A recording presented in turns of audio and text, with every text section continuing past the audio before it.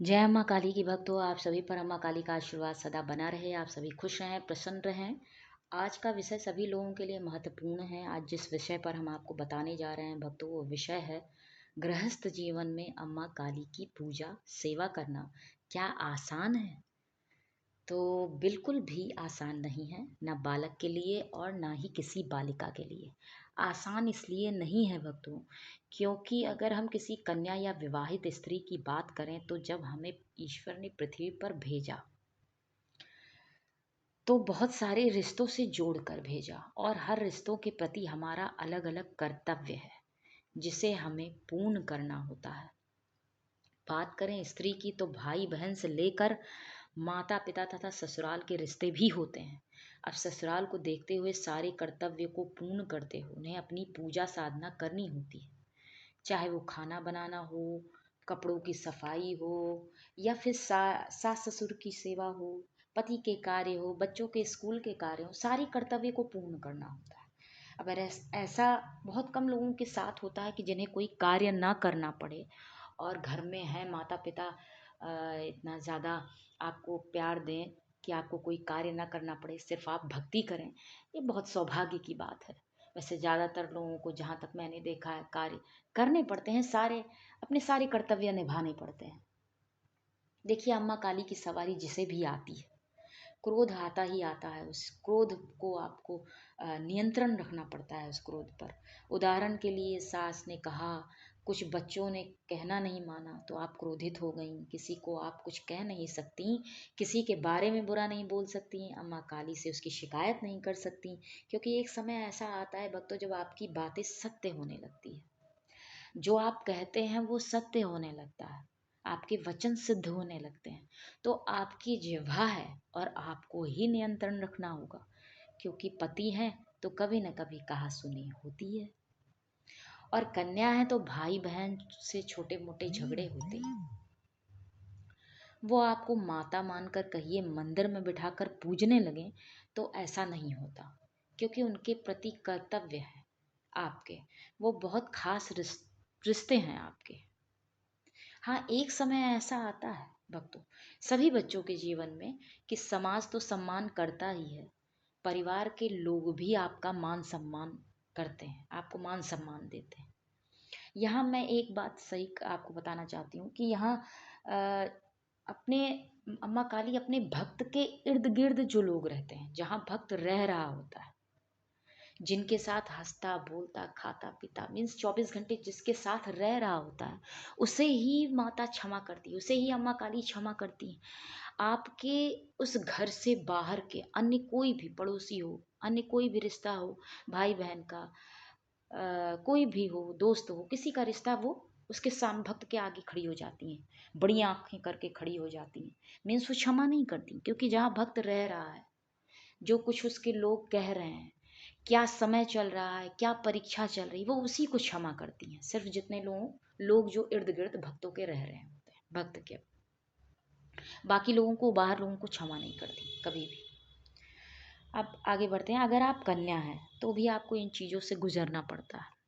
देखिए काम है, पढ़ाई आपको करनी पड़ती है, भाई बहन से झगड़े हों या पूजा का नियम हो या कुछ भी कोई भी नियम हो, ये सबसे कन्या को भी गुजरना पड़ता है। तो भक्ति किसी के लिए भी सरल नहीं है। गृहस्थ जीवन में बात करें बालक की, उन्हें भी इन चीज़ों से गुजरना पड़ता है। पुरुष हैं, बाहर भी जाते हैं, समाज में मिलना भी होता है, घर में भी भाई बहन की बात सुननी होती है। कभी भाई कोई रुष्ट हो गया, छोटा है बड़ा है, सबका सम्मान करते हुए चलना पड़ता है।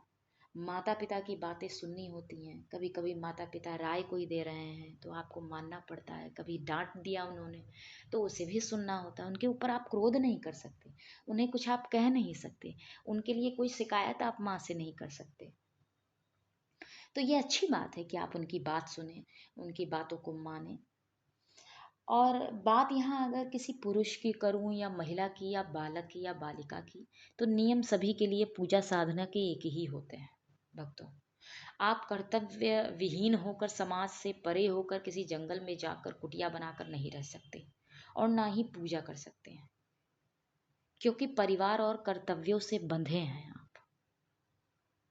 ठीक है। वो बहुत कम लोग होते हैं भक्तों जिनका जन्म हुआ और उनके माता पिता ने ही अपने कोई पुराने समय के गुरु हैं जिन्हें बहुत वो मानते थे, बहुत उनका सम्मान करते थे और उन्होंने अपने बच्चे को वहाँ दान कर दिया या रख दिया उनकी सेवा में। और आजीवन वो बच्चा सेवा कर रहा और वो निकल गया, एक ये जीवन और दूसरा एक कि जो है बच्चा खुद ही निकल गया बच्चा बचपन में कि हाँ मुझे अब ईश्वर की प्राप्ति करनी, वो अलग बात है। लेकिन अगर आपको परिवार में भगवान ने जन्म दिया, भाई बहन माता पिता के साथ जन्म दिया है, तो कर्तव्य आपके होते हैं, उसे निभाना पड़ता है आपको। ठीक है। तो वो पूजा सरल होती है जिसमें आपने घर त्याग दिया, जिम्मेदारियां जो ईश्वर ने दी भाई बहन माता पिता के प्रति उसे त्याग दिया और ईश्वर प्राप्ति करने अकेले निकल पड़े, किसी जंगल में कुटिया बनाकर रहने लगे, पूजन करने लगे। एक बात बहुत कड़वी है भक्तों, बुरा लगे तो कोई बात नहीं।